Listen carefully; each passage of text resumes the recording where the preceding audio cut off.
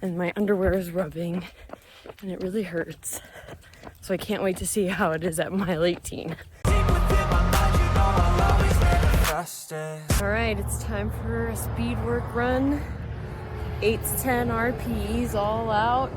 I'm doing 8 miles all out and then 1 mile warm up obviously. And then I get a break in between every 2 miles. So it's like 2 miles all out, break, 2 miles all out, and then I do that 4 times. So I get to 8 miles. And like, look at what I get to. Isn't that pretty? So my husband drove me here because this route I'm about to do is similar to the marathon I'm doing. So I'm gonna try and go at race pace, maybe faster if I can. I think I can do it, but I am kind of nervous, so we'll see how it goes. So we'll just finish the first interval and keep telling myself first one's always the hardest. It was really effing hard. I did not eat enough this morning. Mistakes were made. The only thing I packed was 1 goo, blocks, like 1 pack. I'm almost already ate them all. And this effing caffeine bar that I'm having right now, and I really don't want more caffeine, but I need food. I literally am so dizzy. So I'm gonna go do 3 more of those 2-mile sprints. Wish me luck. Oh my god, I just finished. I ran, I think my average time was 7:26, which that is faster than race pace. So that's really good. But the problem that is what the route, yes, it was net downhill. That was really good. I'm glad it was net downhill. Let's make this a little more appropriate looking. Here, please hold. Okay, yes, it was net downhill, which is what I needed.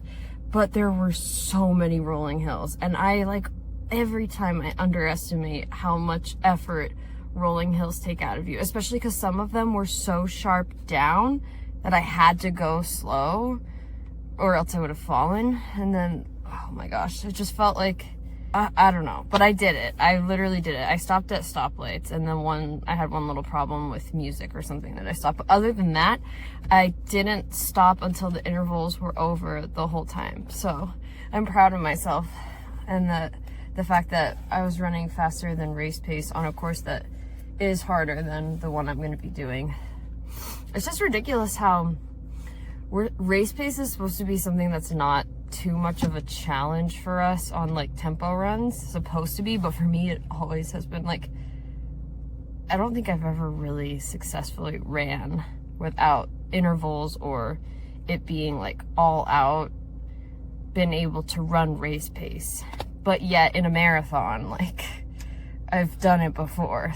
You guys, it was hard, and it's on like the sketchy part of town.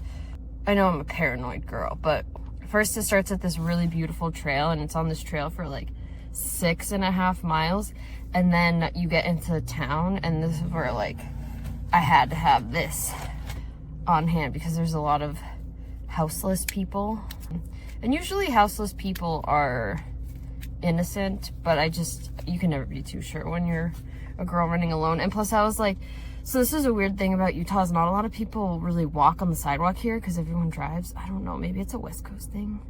So it's like, I just feel weird because everybody can see when you're running, and like when you're sprinting, it's very noticeable. I mean, I notice people when I'm driving and they're running or sprinting or walking, so.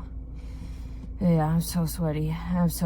Literally, whoever says that a runner's high doesn't exist has never had a fucking runner's high, because if you run 20 miles or more, long run slow, you will get that runner's high. Or if you run all out as fast as you can for like 6 miles or more, you will get that runner's high. Like, it's just not possible not to, and it is real. It's like everything's slow and you're really dizzy, but you have to like keep trying to pay attention so your mind doesn't.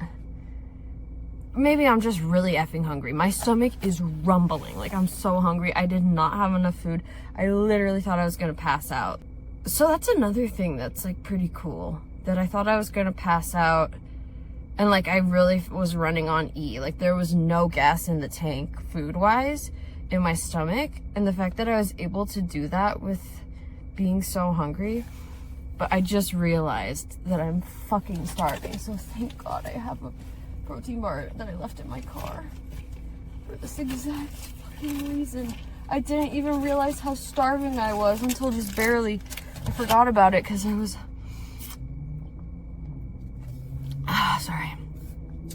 Sorry. I'm gonna go home, do laundry, stretch, play with my girls, take them out. They need to get their exercise because I know how important it is for me. Edit videos.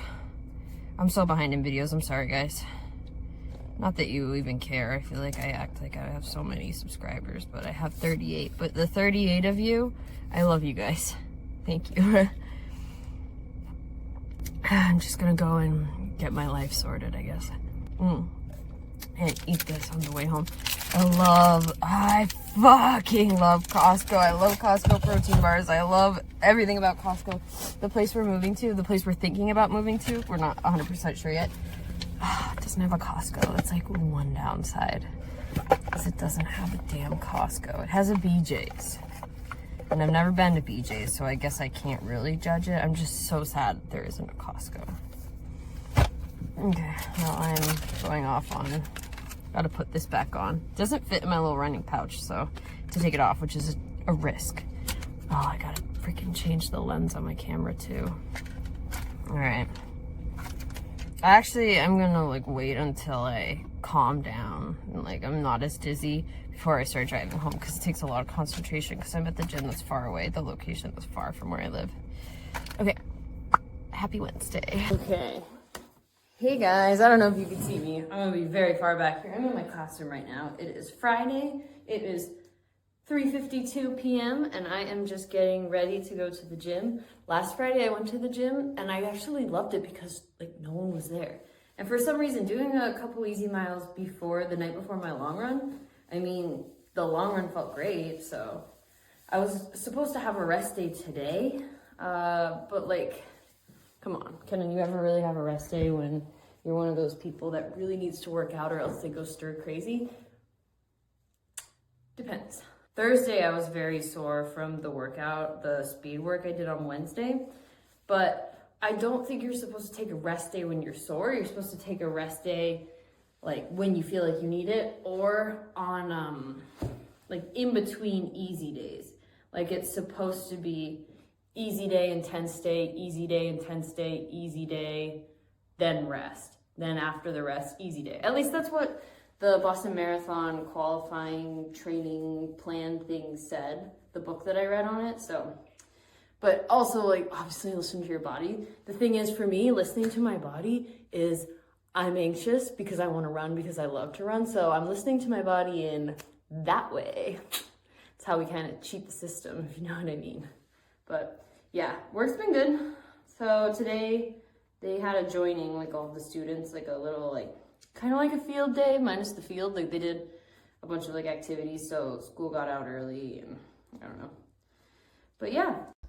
Sorry, my alarm went off. So I had to, yeah, I'm just going to go to the gym now. I'm not going to waste any more time, but I will see you guys tomorrow at some point during my long run. My friend hasn't responded yet if she wants to go, so I really, really hope she wants to go. And oh my gosh, I just remembered there's an update. I'm not going to be running with one of my friends anymore. She has a health thing so we're going to run separately, but it's not going to be my two friends running together. So I'm going to be running with one of my friends tomorrow, and I'll probably take some footage during it. I'm going to be honest, I feel super fucking awkward recording if she's there with me, so I can't promise too much, but yeah. Oh, and then I also just scheduled another plane ride home to visit my family, and it took me until last night to realize, I was like, oh shit, my longest long run is while I'm in Boston. So it's 22 miles, and my mom has 11 miles that weekend, and I think my sister has 11 as well. So I'm like, can you make it work? Like, the snow is crazy. Can you guarantee that we'll be able to do that outside? And she was like, if we won't, we will drive 2 hours south to make sure that we can. So I feel bad that I'm leaving some of my other friends in their longest long runs point in the training kind of just like hanging. But yeah, so it'll be interesting doing my longest long run back in New England. So I am getting ready for my long run with my friend. We're doing 20 miles.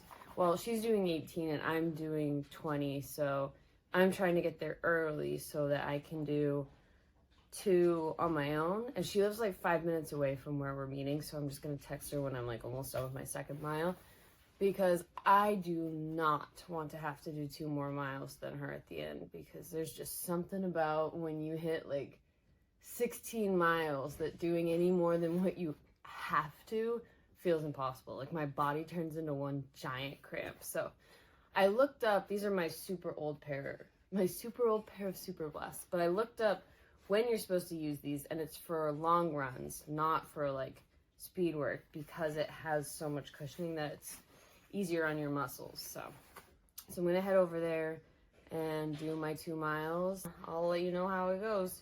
This is the longest long run I've had so far in the training. I don't know, I'm not intimidated by it. The things that intimidate me are anything over 20. So I have a full marathon I inserted into the training in 2 weeks, and then I have 22 miles and then taper. So it's like the training's going by so fast. But all right, I gotta get ready and go and meet up with my friend. Bye. Okay, so I'm doing my warm-up and it's freezing, so I'm glad I'm actually gonna warm up, because I do not want to wear this sweatshirt thing on the long run. But like, look at how pretty. Like, let me give you a full view. Here we go. Incredible. This is the side of town that my friend lives on. And I'm like, dang, we get to look at this every morning. I might only do 1 mile warm up. Oh my gosh, I'm cold. But yeah, I just wanted to show you guys how pretty it is here. It's like things like this where I'm like, am I gonna get to see anything even remotely as beautiful as this when I move back home to the East Coast? Man, I love it. My feet are starting to hurt and I'm barely a mile in. I'm starting to think maybe the Super Blasts weren't a good idea. So, change of heart. I'm gonna untie them and make them looser when I get back. I just never wanted to wear them on long runs because I felt like, because they're so expensive, what a waste of miles. You rack them up so quick when you have like 50 miles a week you're running. But I did realize something. I trained in Super Blasts for the whole time that I trained when I actually did BQ. So there might be something there with how much it stops you from getting injured and helps with recovery. So another thing I noticed, 2 miles in and my underwear is rubbing and it really hurts. So I can't wait to see how it is at mile 18. And it sucks because I literally bought underwear that is made for runners. Spent a good amount of money. I swear, my body's so picky. And now we wait for my friend. I switched sunglasses because these ones are not as nice. The ones that I've been using, I've been forgetting, are my car ones. I want to keep those nice. So here's my long run ones that are already a little on the fence. Backing up, backing up. Okay, I hope it's recording. It appears it is. Just did my 20 miles with my friend. She was running fast. This girl, she must be working out a lot. Like, she has been training hard. So she was going like high 9s, and here I am doing my like high 10s, or like assuming we're gonna be doing our high 10s. And we got to the part where the last 6 miles are like inclined, and this girl was still going like 940s, and I'm like, all right, I guess we're doing this. So I didn't burn out, but man, was she going fast for a long run. So the last mile, I did a fast finish. Tomorrow I'm running with my other friend because she just thinks it'll be easier if we run together on a separate day because they're just like at different levels. So I'm gonna run with her tomorrow and we're gonna go really slow. Like, she's literally told me she wants to do 11:30 to 12-minute miles. So if it's like too slow for me, then I'll tell her like that I can't run with her anymore, because in reality I'm giving up my rest day to run with her because I want to help her. If it's like too slow and I should just use it as my normal rest day instead of inserting one in the week, then I'll have to hold that boundary with her, which won't be fun. I feel bad, but it's just like, if it's not at the pace that works for my training plan, then I have to be able to. And she told me, so she has like this health thing that came up, and so she was like, I completely understand if I'm going too slow for you to run with me. Like, she's really sweet and really nice, so I think I'll be okay. But yeah, I mean, I am a little bit tired. Luckily, that 20 miles wasn't deadly. I do still think I'll be able to run with my friend tomorrow.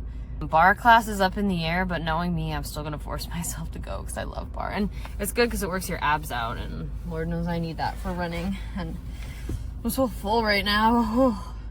I eat so much during long runs. My friend's just like, what the heck? How are you not nauseous? I'm like, because one time I hit the wall during a marathon, like bad. Like the only time I've ever really hit the wall, and I actually thought I was gonna die. I thought my heart was gonna stop, and it was so scary that now I never will let that happen again. I will always have like 3 waters on me and a million things to eat that I'll eat during. I don't mind like running and eating. It doesn't bother me at all. I'm used to it. So yeah, but glad it's over with. So we'll see if I'm able to run tomorrow and if I go to bar. So yeah, Kara out. 'Cause I'm my own worst enemy. Only if I let it